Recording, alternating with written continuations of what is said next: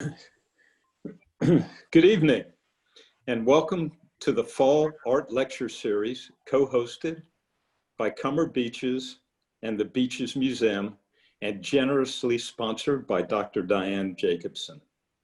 In addition to our Beaches area members, this evening's audience has been expanded to include the Cummer Museum and UNF communities.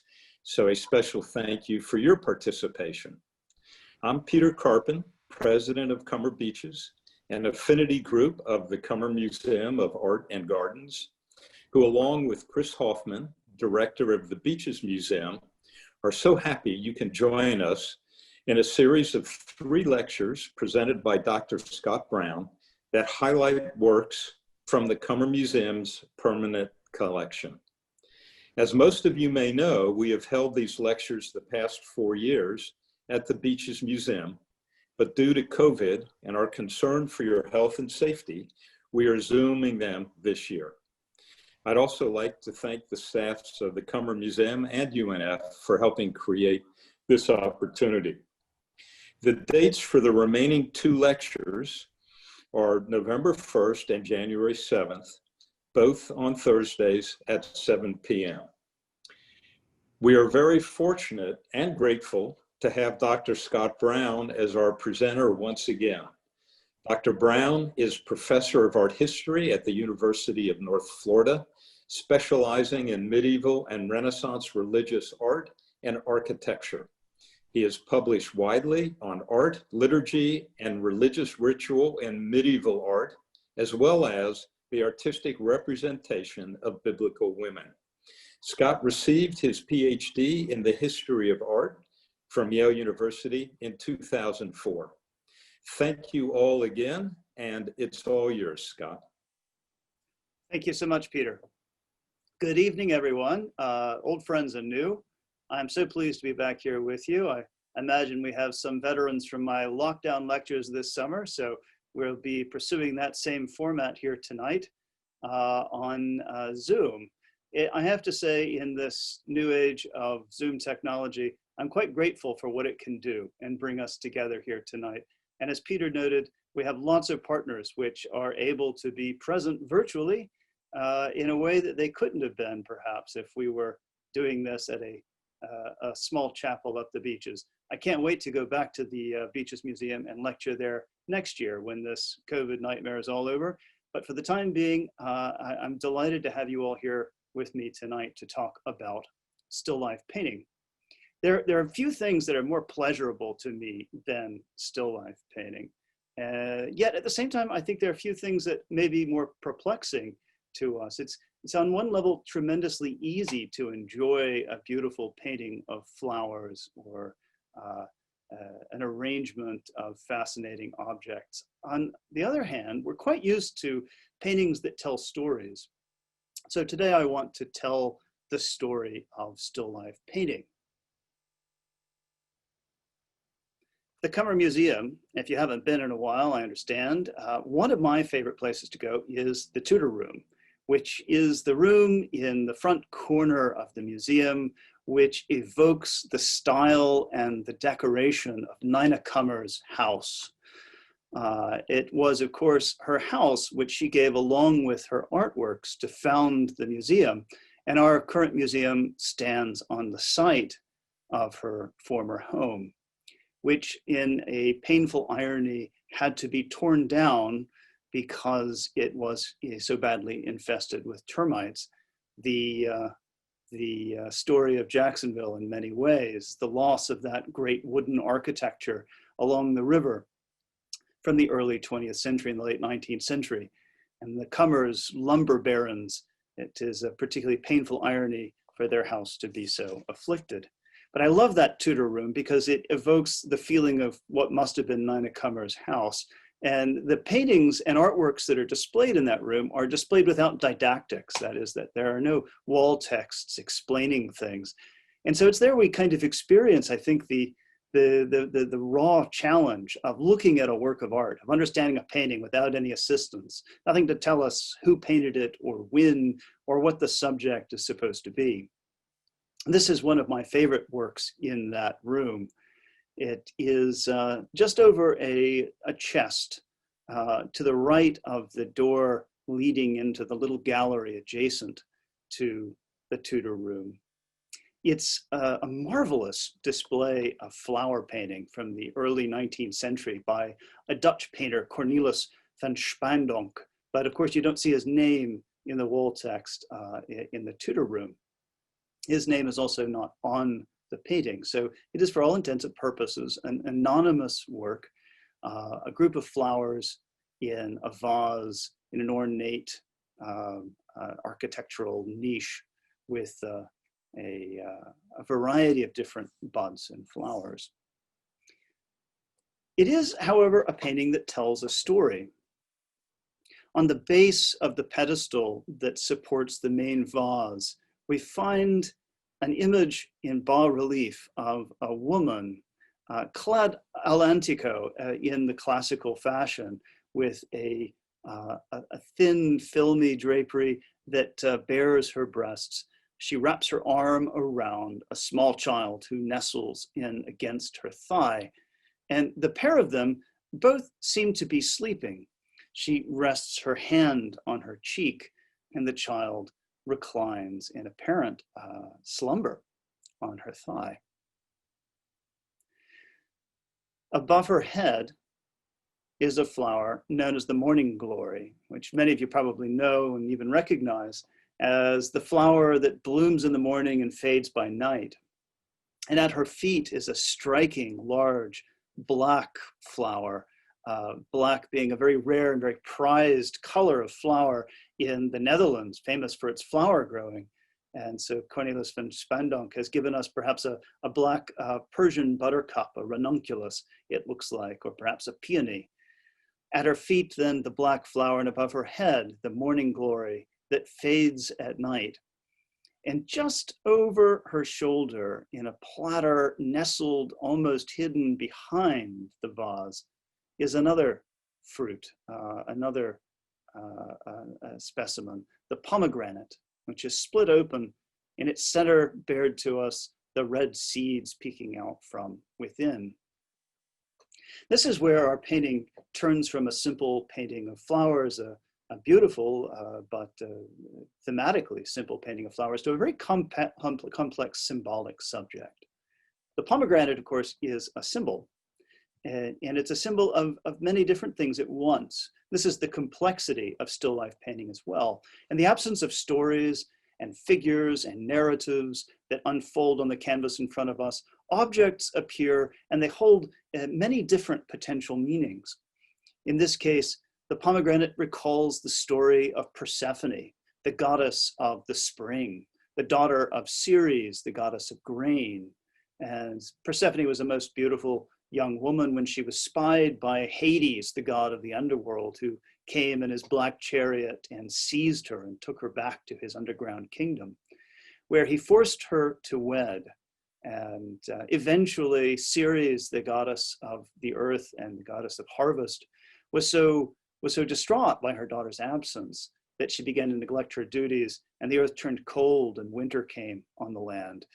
Zeus was so distraught by his people, the people of the earth, starving in this time of winter, that he forced Hades eventually to release Persephone from the underworld.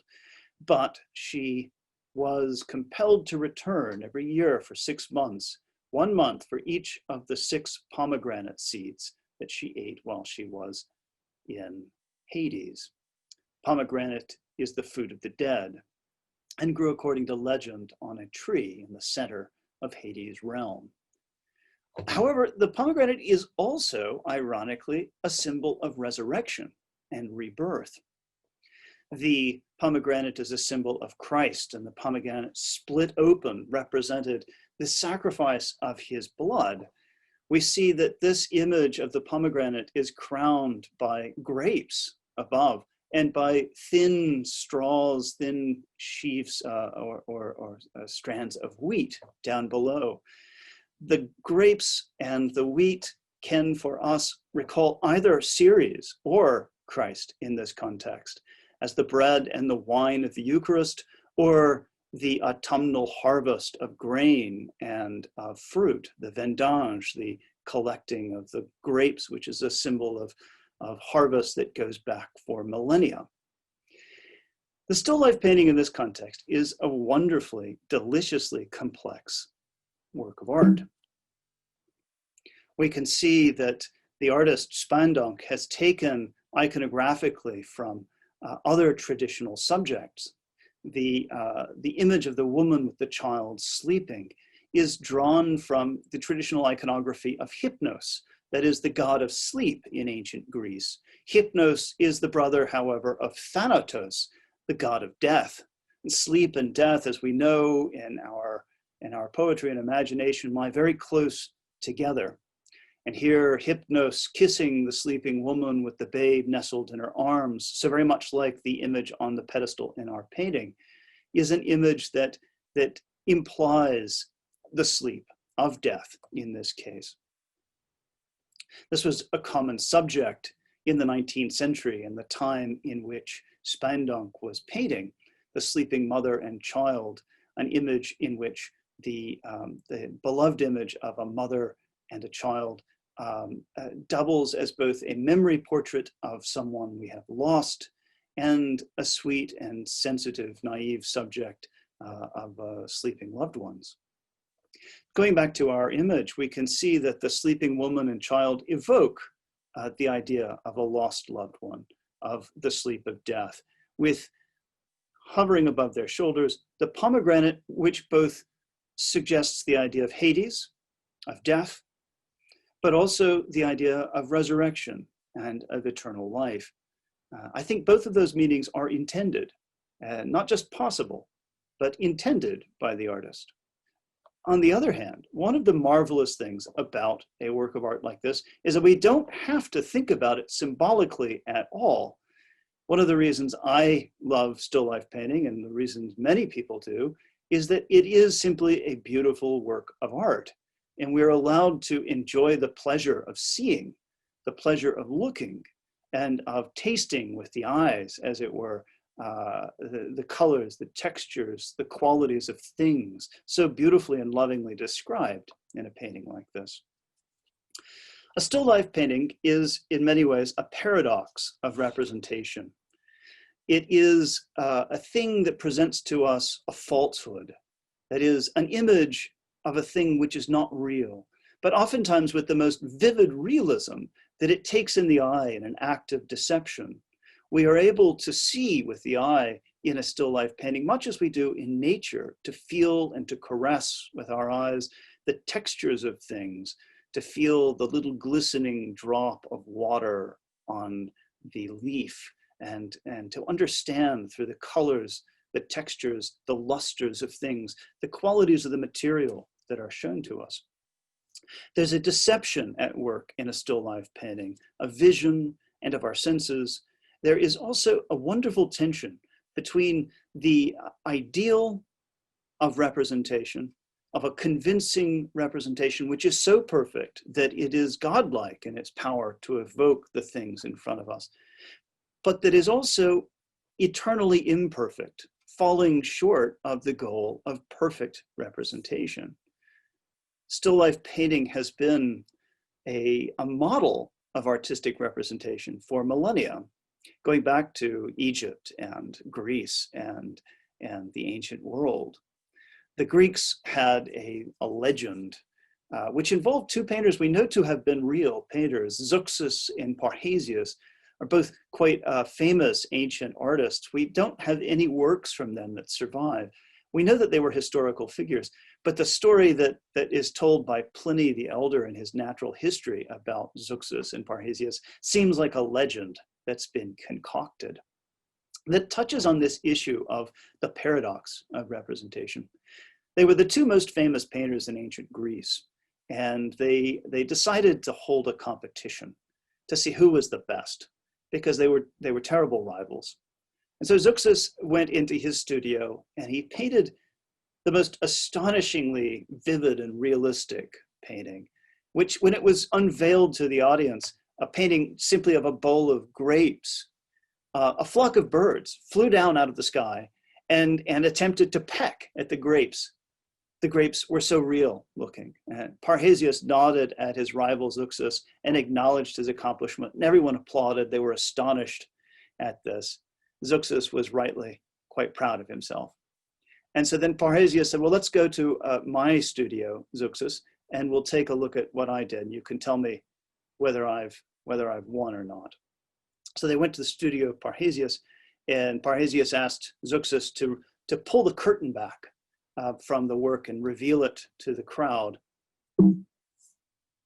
When Zeuxis reached for the cord to pull it back, his hand, of course, touched the wall, and he realized that the curtain was itself the painting. And he says to Parrhasius, you've won. I painted nature so real that it fooled the birds, but you painted nature so real that it fooled Zeuxis. There's that tension in, I think, all still life painting, the tension of Zeuxis and Parrhasius between the real and the ideal and the false. And Plato would have said that Parrhasius' work was the worst example because it is, in some sense, the furthest from reality. When we reach for the cord to draw the curtain, we discover that it is just a surface with colors on it, artfully placed. You can't eat the most succulent still life, and you can't smell the flowers. There is also in these works a tension of vanity that is present in all painting, perhaps, but perhaps particularly these kinds of paintings. The artist is attempting to defeat nature. Art is both guided by nature as a source of beauty, but also attempting in some way to improve on it. A still life painting of a flower is a flower that never fades, a flower whose bloom never loses its freshness. And in that sense of the defeat of nature, of the cycles of death and decay and loss and of imperfection that is a part of the real, the artist is in some ways trying to perfect nature. Nature is, of course, always the guide of beauty, but the artist in many cases, like Parrhasius, is attempting to surpass the natural. This is a wonderful trompe-l'oeil painting from the 17th century. The Dutch Netherlandish period is the greatest period for the history of still life, probably in human history. We'll see many Dutch examples today, including many from the Cummer's collection.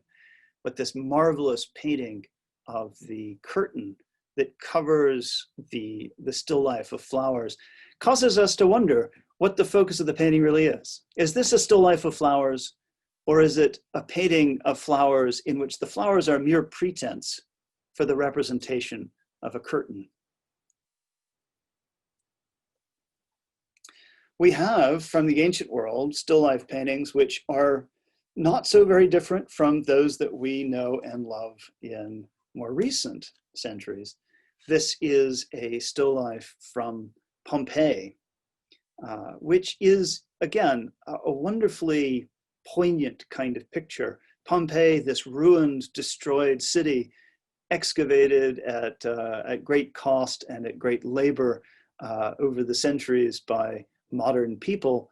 In it, we discover a painting of things which are so ephemeral and so fragile that for them to have survived in this form in a painting buried by a volcano seems almost astonishing. Eggs, glass. What's more fragile than this? A brace of birds hanging from their necks, waiting to be cooked. What's more perishable and ephemeral?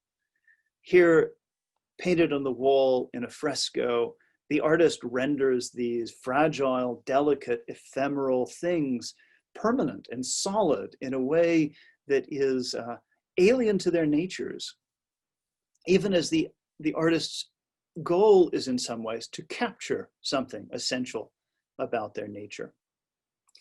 In all ages, in all times and places, we can find artists and consumers of art who delight in the representation of things, in the pleasure of looking at flowers and colors and beautiful things. Simon Benning, a painter of the 16th century, of the late Middle Ages in the Netherlands, painted this wonderful prayer book, a book of hours, with a characteristic late medieval painted flower border. And you can see him playing with the question of realism and of space. In this case, the flowers are not merely decorative, they cast shadows on the gold background as though they are themselves lying on the page. And we see a fly, recalling Zeuxis's birds pecking at the grapes, has flown down onto the page and straddles the painted border, standing on the unpainted manuscript margin, the parchment itself, as though he's flown onto the page to smell the flowers.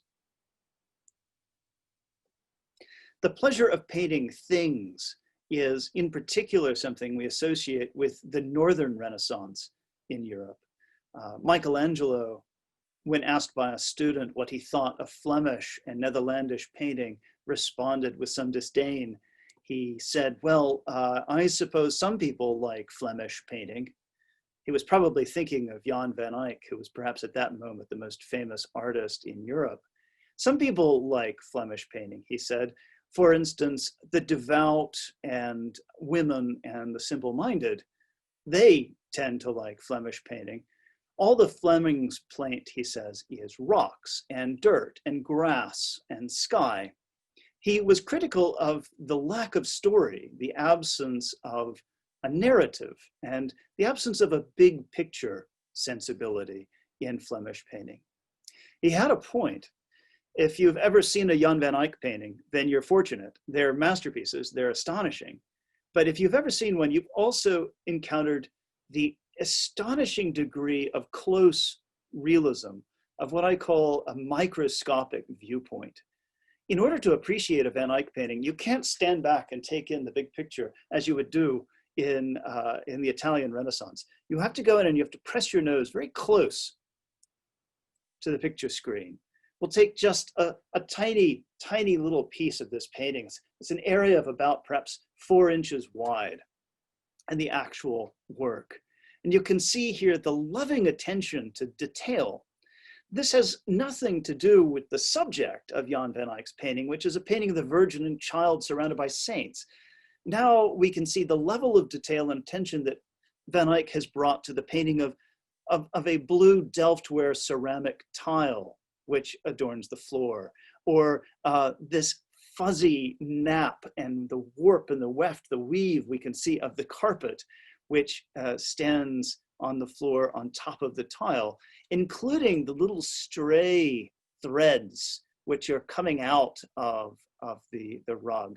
I love Van Eyck's rugs because you can feel with your eye the softness of the pile of the rug itself, the luster of the gold thread in the cape worn by the saint to the left. Or, for instance, if we zoom in on another area, we can see the rendering of the lines of the pages and the lettering of the book held in the hand of the saint, and even the way in which the glasses, the lens of the glasses subtly magnifies the text underneath. But perhaps my favorite detail is behind the marble column in the carved stone arm of the chair in which the Virgin is sitting, is the bottle glass roundels that form the leaded glass window in the background. We can see that Van Eyck has brought the closest attention to the most mundane sort of details. This glass, this window in the distance has nothing to do with our appreciation of the subject, of the meaning and the symbolism of the work.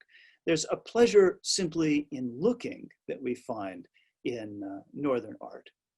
This is a precedent for the tradition of Dutch still life painting, which follows in the centuries thereafter. We see again in the Renaissance in the Netherlands, in the region of Haarlem, in the northern Netherlands, the region we think of today as the Netherlands, a painting by Martin van Heemskerk, which in some ways puts this problem of painting and vision and reality and truth in front of us. This is a painting by one of the great artists of the 16th century, and he's depicting a subject about an artist, Saint Luke, who according to legend and tradition was not only an author of the Gospel of Luke, but also a painter and furthermore, a doctor. In fact, Saint Luke has the the good fortune to be the patron saint of both physicians and of painters. And if you were a professional painter back in the 16th century, you belonged to a guild that was named for him, the Guild of St. Luke. There's no surprise in some ways in finding that Luke is both a physician and a painter, because in the Renaissance, those fields were very closely linked. In order to paint the body, you had to understand the body. And many painters of the day could make the claim to be an amateur physician. And there were not a few painters, physicians, who claimed to be amateur painters, because the skill of drawing was essential to the understanding of the body, the knowledge of the body. We can see St. Luke here preparing a painting of the Virgin Mary and Child. This, according to legend, is the subject that he is known for. And he's surrounded in this image by things in the background, little things, little miniature still life paintings in some sense, that tell us about St. Luke. He's a learned man. His painter's studio is full not only of artworks, which we see in the background, which he uses to study the body and the shape of the human form, but also books of learning and knowledge, of science and biology and philosophy. He's also learned in the movements of the stars and the heavens. He has here an armillary sphere. We can see here he works on his sketch pad, painting a preparatory view of the Virgin and Child. And down below, he has a book on anatomy lying open on the floor, as though he's just consulted it to make some minor adjustment in his treatment and rendering of the Virgin. My favorite detail of this painting, however, is the Virgin's feet. She has quite large feet. In fact, they're ungainly in proportion to the rest of her body. They are particularly larger than St. Luke's feet. And the artist has here, I think, made an intentional error. He's commenting on the very challenge of representation itself. That is, the artist, in St. Luke's case, is given the option to try to paint according to nature, or to try to improve upon nature. On the other hand, the artist is sometimes also confronted with subjects that by their nature cannot be equaled. And the implication of this painting is that St. Luke, however great a painter he is, however great a physician he is, he cannot equal the perfection of the Virgin and the Blessed Child. And so the artist Martin van Heemskerk has given the Virgin large feet as a sign of intentional error. The artist registering an imperfection as a way of acknowledging the limits of art itself. We have here in this image, though, a wonderful introduction to the tensions in still life painting between what we might call a scientific vision, what we might call also a symbolic vision. The books in the background and the spheres all indicate symbolically knowledge of the painter. And then what we might call also the embodied meaning of the forms that the painter delivers. The large feet embody the idea of the artist's imperfect brush. That concept of embodied meaning is very important in still life paintings. We're very familiar with the idea of symbolism. One thing stands for another thing, but embodied meaning is slightly different. It is the meanings of the things themselves. So when we look at a painting like this, which if you were with us for last year's Cummer Beaches lectures, I actually showed this painting in one of my talks. It's one of my favorite pictures.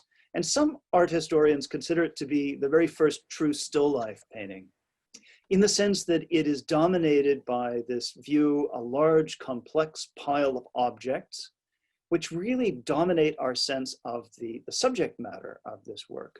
Staring at us right in the middle is this large skinned calf's head, and the astonishing and rather grotesque display of other meats and foods in this butcher's stall really offer a striking, a captivating image.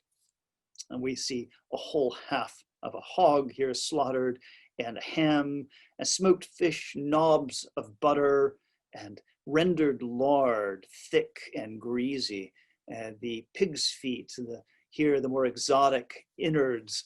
We see a liver and the lungs and tête de cochon and great thick ropes of white sausage, of boudin, and a pair of dead fowl and a half cheese. It's a marvelous display of food. And all of these things have an embodied meaning. That is, they mean what they are to us. In this case, food especially. And this is a rich display of food. In the 16th century, this was a time in which meat, protein like this, would have been fabulously expensive. And this butcher's shop display is not for the common folk. The sausages and the meats on display here would have cost a fortune. In the background of Peter Eriksson's painting, there is a little vignette, a tiny scene of figures, and a woman on a donkey holding a child led by an elderly man. And she gives here a small loaf of bread, or perhaps an offering of some kind, to a beggar, to a person even poorer than she is. This, of course, is a biblical allusion. It alludes to the story of the Virgin and child and Joseph fleeing to Egypt, fleeing from the massacre that was planned by Herod of the firstborn of the young sons of Israel. And here they are fleeing with nothing more than the clothes on their backs, but she stops to give a little of what they have to someone who is even less fortunate to them. That little scene in the background gives a context for this display of food in the foreground. It is an image that is meant to call to mind an idea of charity, that is, an idea of excess embodied in the display of meat, and in the background, a call to charity. Mediating between the piles of meat and the scene in the background is a little silver or pewter platter with a pair of silver-skinned fishes aligned in the shape of a cross. And here we move from embodied meaning to symbolic meaning. As I know you don't have to think very hard to imagine those fish as an allusion to the idea of abstinence from meat. We may think of fish today as a protein, a meat, but in, of course, the Catholic Middle Ages of the period of the 16th century, eating fish was, you were exempted from rules about consumption of meat. So fish was good for Fridays, as we all recall. And in this case, the fish in the shape of the cross recall the Christian meaning here of charity that's emblematized in the scene in the background. This subtle symbolism, the subtle meaning of the still life travels as we move forward into true still life painting. And we find many, many images in 17th century Dutch still life painting, which are full of emblematic meaning, symbolic and embodied meanings. There are no figures in this image. Try as we might, we will find no little vignettes or stories depicted in the background. Instead, we're given a group of objects that mean something in relation to each other. We have the wine jug and the water pitcher, and in the center, a glass, a vessel. We know the embodied meanings of these things. They go together. We drink from the glass. The wine and the water in the 16th century, the 17th century, would have been mixed together to prevent the inebriating and intoxicating effects of alcohol. Above, there is a horse's bridle. The reins, to be bridled, to take the bit, to be held by the reins, is emblematically, is an embodied meaning of restraint. The function of the reins is to rein in the horse which is passionate, which wishes to charge ahead, which, if not governed by a firm rider, will run away. Down below, we have pipes. Tobacco was a recent introduction to Europe from the Americas, and pipes and drinking went together for the Dutch, just as they do in many ways in our own society still today. Below is a song, a snatch of music, which contains the moral of the story.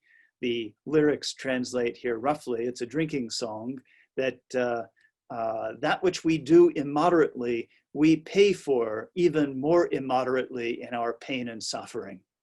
So it's a call to moderation.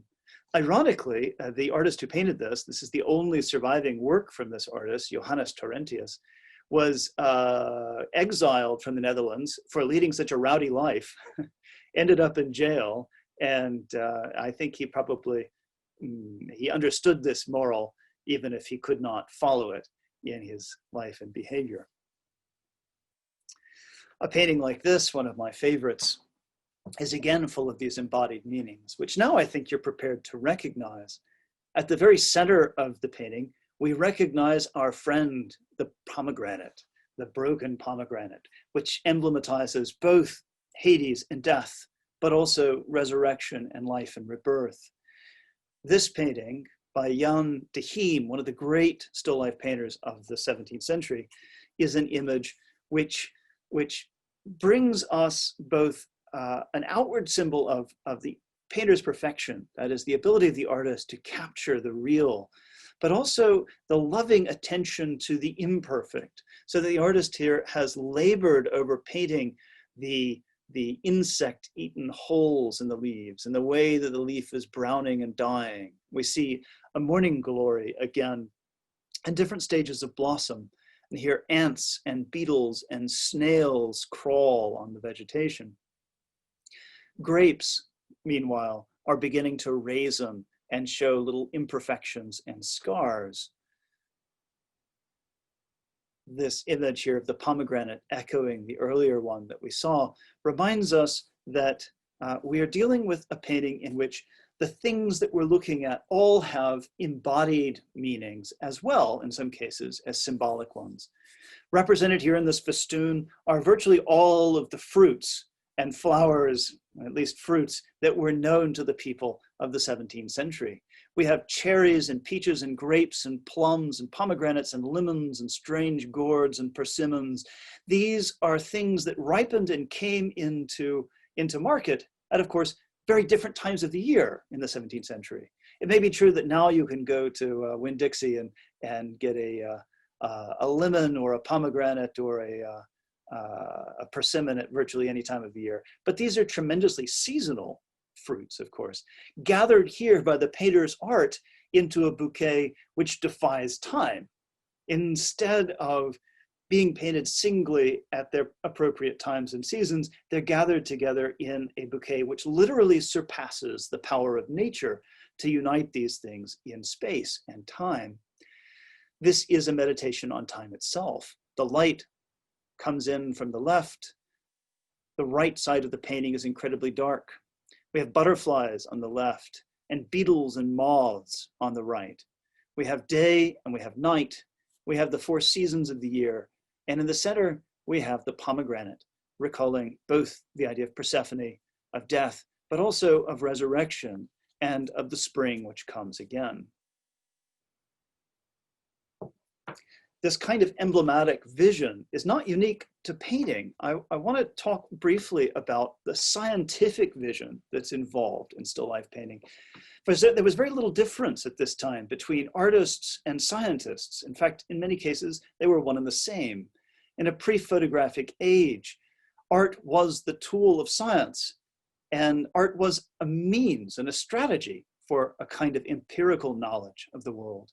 This is a lovely little engraving of a painting of a shrub rose by the naturalist, illustrator, artist, Maria Sibylla Merian, a woman who was an artist, but also a scientist. Her purpose here is to illustrate the life cycle of the Gracillaridae moth, the leaf miner moth, which lives on this shrub rose. So that we see here the pupa stage, the larva stage, and of course the metamorphosed creature itself depicted in various places in the image. this is, as much as the previous image that we looked at, a painting which is about the cycles of life, about nature, and about its patterns. One we may interpret more as a work of fine art, and the other as a work of natural history. But in point of fact, the methods of their painting and production and the ideas that animate their representations are almost identical. Here is Maria Marion herself, who is represented with the tools of her trade, an oyster shell which contains her ink or pigment for drawing, and a specimen plant with the butterflies fluttering around it, which represent her subject. Here, a board tacked with shells and corals and various specimens of things that she has painted. In fact, we can talk about Antony van Leeuwenhoek, who was a Dutchman from the same era, who in the 1660s and 70s began to experiment with lenses and microscopy and discovered the cell and discovered what he called animalcules, bacteria and living things at a microscopic scale. The kind of close looking that's involved in making still life paintings is also involved in our knowledge of the world scientifically. The integration of scientific vision, of emblematic vision, and of symbolic vision are on display in the works of the Dutch artists of this era, including the naturalists like van Leeuwenhoek, who's represented here with the tools of his trade as emblematic or embodied meanings, the calipers and the tools of his sketching. Here's one of his sketches, a study of an oyster observed under a microscope from 1682. We see him labeling various parts of the oyster. He was interested in how the oyster shell formed, and he observed at a microscopic scale these tiny little globules, which he didn't know how to describe. He drew here. He believed that perhaps this was the agent of the formation of the shell, these globules which were emitted or extended from the interior of the nacreous shell. The oysters that we find in Dutch still life paintings are in their own way not so very different, full of globules of light and color. In a painting from roughly the same era by Jan de Heem, we see a still life with a glass and oysters. And we can observe here as we zoom into the painting, the kind of study of light and of color and of the glistening substance of that pale oyster lying in its nacreous shell, adjacent to the cut lemon with the pip on the velvet tablecloth. Here, the lemon peel, which in its golden radiance, painted optically as though observed through a kind of camera obscura, transmitting light itself without line onto the surface of the canvas. We're given this very comparable view, but one that is not meant for science, in this case, I think, for pleasure, the pleasure of the eyes. Dutch still life painting has a number of different varieties and formulas and types. Here we see a breakfast piece by William Kleis Heda, which the artist seems to really glory in the most difficult parts of the painting, painting a translucent brown glass above a pewter plate next to a tarnished silver vessel, adjacent to the grilled head of a fish lying with its opaque eye, kissed in the same tones of gold and bronze and charcoal that illumine the silver vessel and the glass in front of it. The Dutch were great painters of foodstuffs. They love contrasts and they love reflections, and many of the tensions in still life paintings are tensions of opposition, of open and closed, whole and broken. And we see the biscuit here of the porcelain vase next to the biscuit of the baked bread. Both of these are analogized by the way that they are prepared. You take a kind of dough, whether it's clay or bread, and you stick it in the oven and you heat it until it becomes hard and shiny. There's a kind of analogy between these two actions of fire on the moist substance, the raw material of the the object.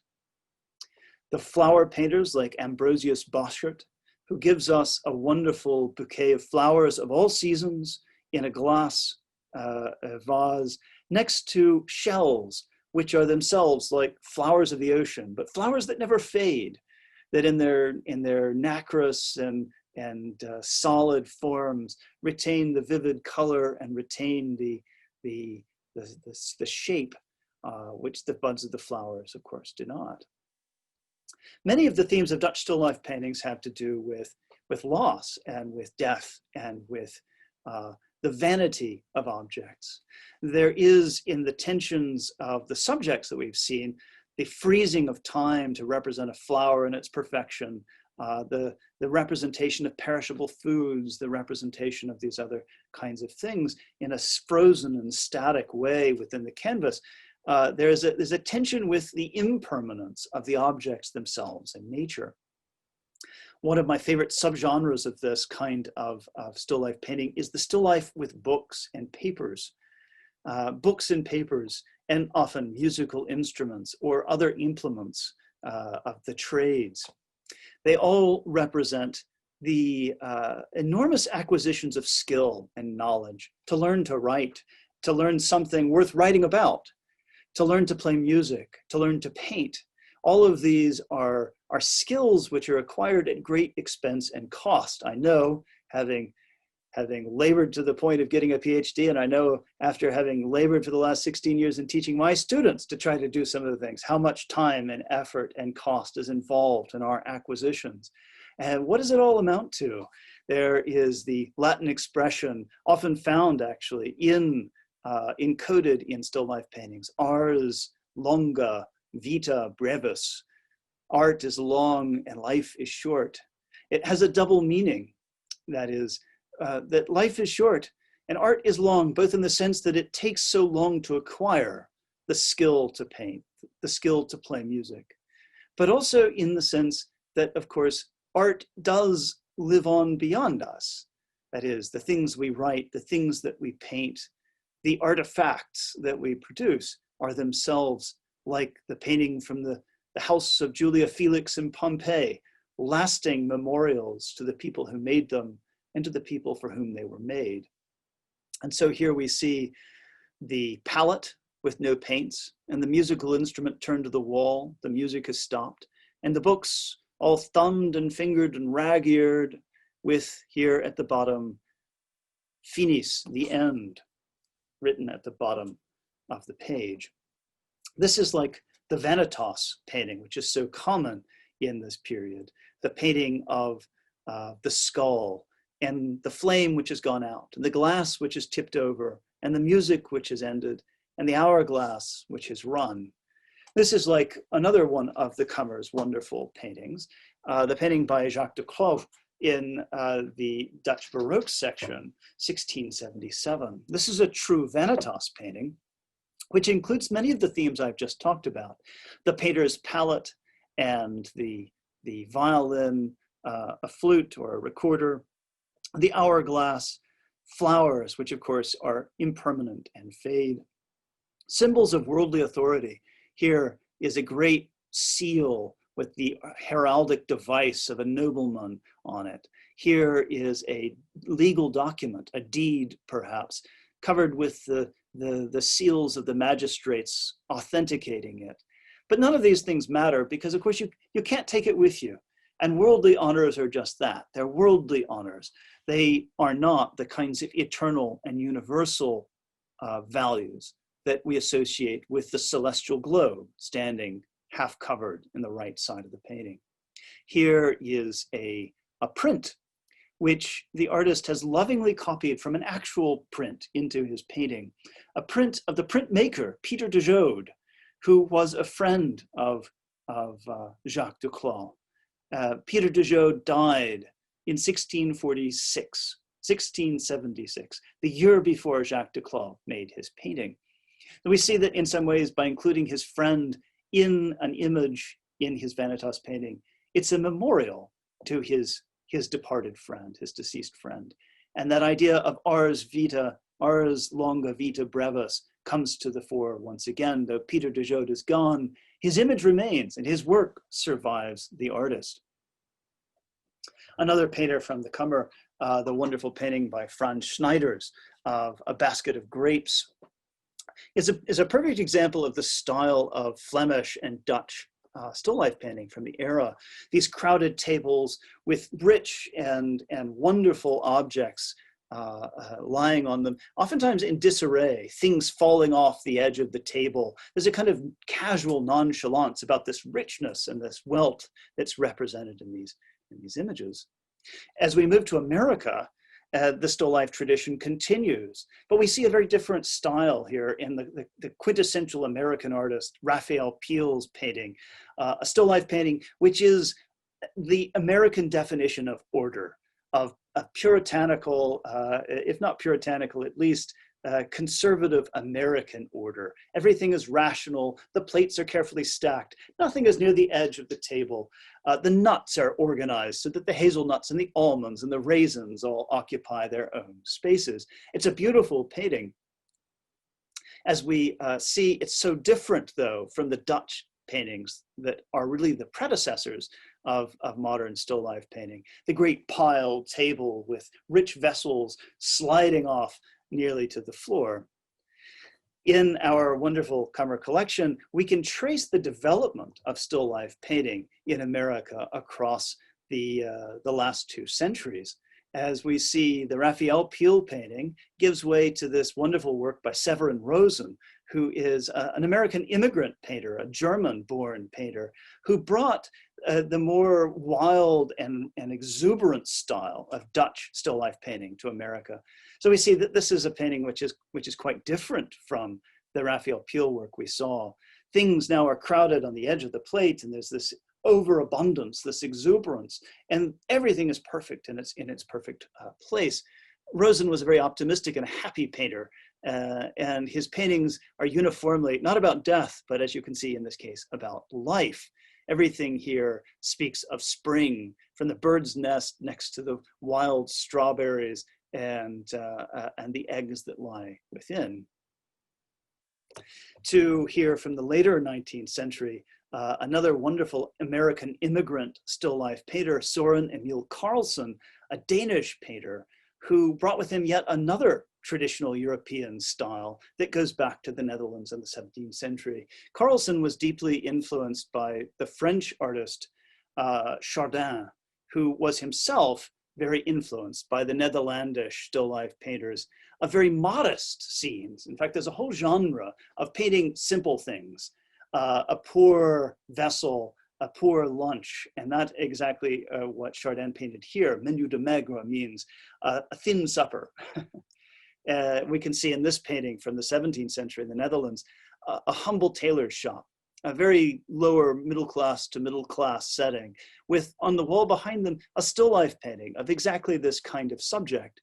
Chardin was interested in the pleasure of ordinary things, and that is a wonderful American idea as well. In our democratic society, in our cultural reflections on the common denominators in American life, on ordinary pleasures and common things and the humble presence of things. Carlson is interested here in this very monochromatic composition in this wonderful copper bowl whose brilliant lustrous light on the interior animates this otherwise monochromatic composition of onions, very similar to Chardin's style. Chardin was an artist who influenced many artists of the modern age, including Claude Monet. And where would we be, as a matter of fact, without still life painting in the last 200 years? Still life painting was a way for artists like Monet and artists like Cézanne and artists like Van Gogh to explore the ways of looking at things, the ways of painting nature. Van Gogh is perhaps a very good example for us because he is an artist who was so interested in the everyday and the ordinary. This is a work which is at once symbolically consistent with the Dutch tradition, but also radically a departure stylistically. Van Gogh is moving beyond Impressionism already. We see a painting of a Bible with a small tattered book to the next to it. The Bible is open to the book of Isaiah, one of the harshest of the Old Testament prophets. And the little book to the left or to the right is entitled Joie de vivre, the joy of life, the joy of living, this stark contrast between the biblical curmudgeon Isaiah and the idea of a book about pleasure.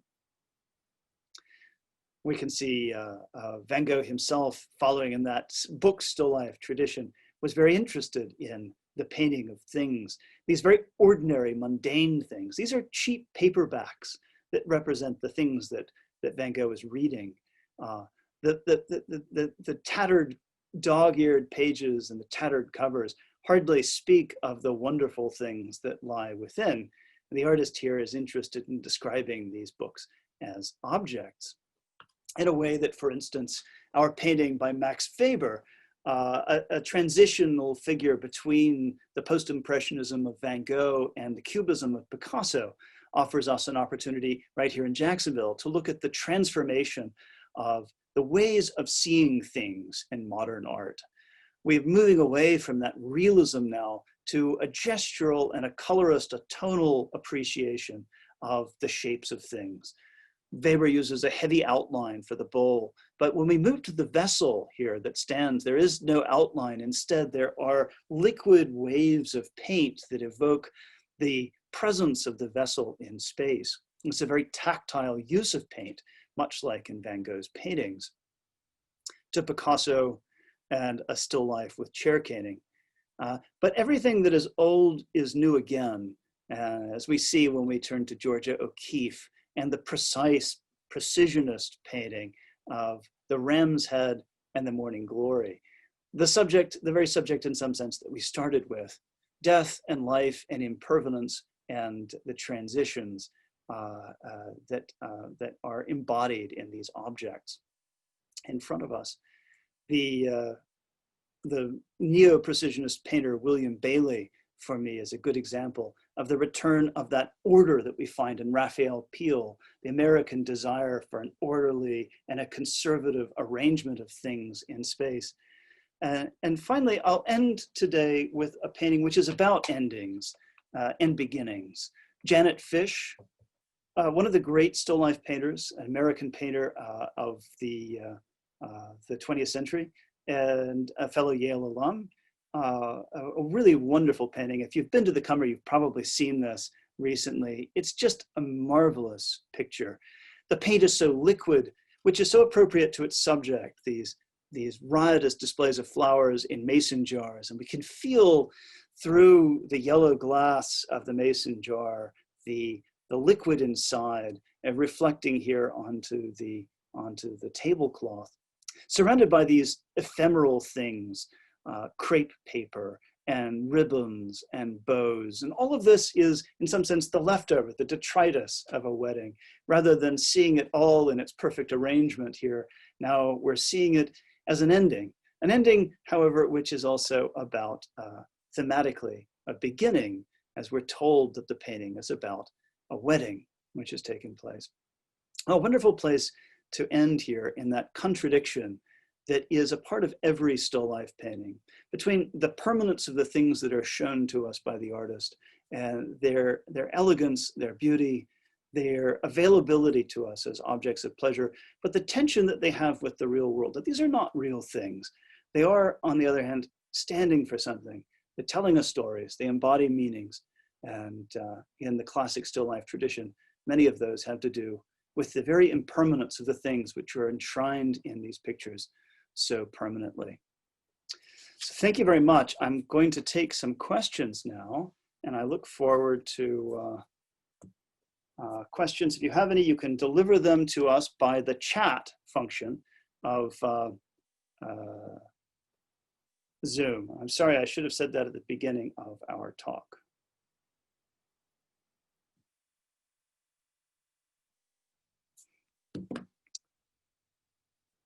So I'll take a moment just to see if we have any questions.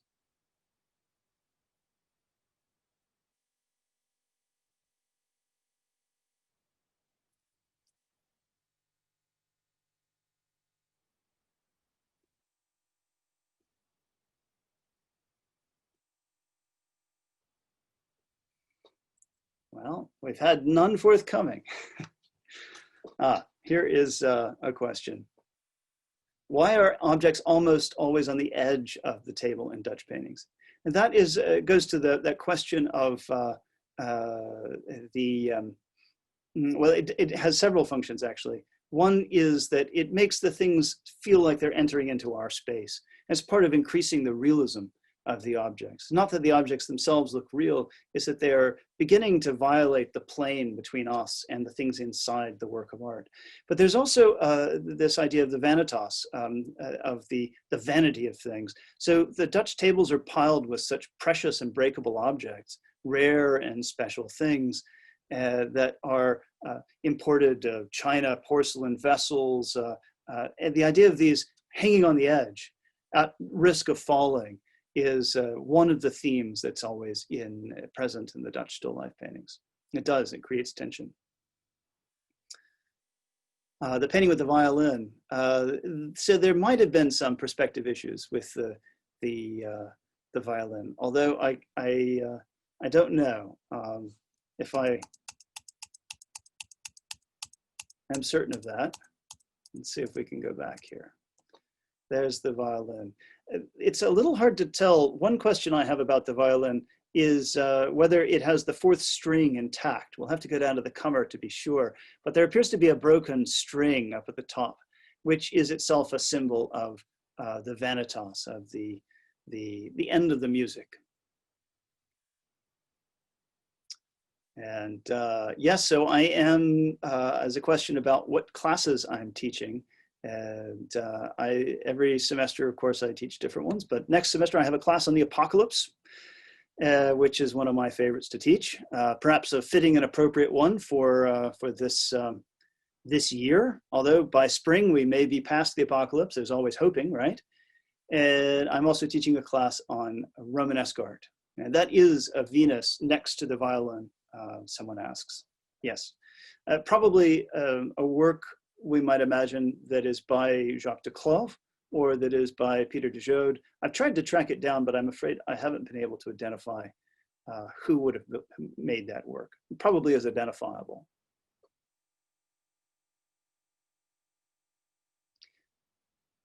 Well, I'm going to say thank you once again to everyone. It's a pleasure, and I look forward to our next talk, which will be a month from now. We will see you then. Thank you, everyone.